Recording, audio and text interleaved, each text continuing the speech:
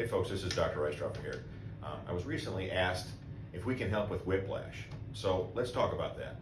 First of all, whiplash is a hyperflexion, hyperextension injury. And if you look at this, this is a model of the neck. And what I'm referring to is there's a ligament on the front of the spine, and there's also a ligament on the back. So in a car accident, we get this hyperflexion. It looks like this at its extreme, and then we have the hyperextension. So we have kind of a back and forth effect that takes place in a matter of microseconds, and our muscles can't stop that. So the only thing that's there is this ligament, and that's where we get the tearing, and that's what the soft tissue is. Usually we start to feel that usually 24 to 48 hours once the inflammation shows up.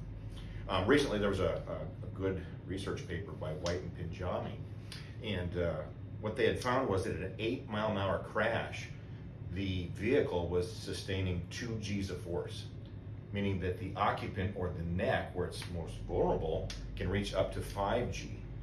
So what's interesting about that is it makes these slower speed crashes much more common than the higher speed, and some of the cars are engineered with crumble zones. At a higher impact, the car will crush and absorb the energy rather than placing the energy to the patient. But in these slower ones, think of them as cue balls. So they kind of hit each other, and what happens is the neck then becomes vulnerable. So it makes these slower speeds a little bit more common and sometimes even more painful.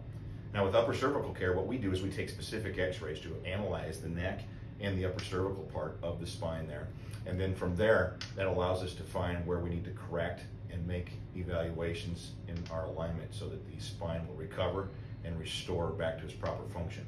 If you have any questions or you need some help on this, please give us a call here at 662-393-4848.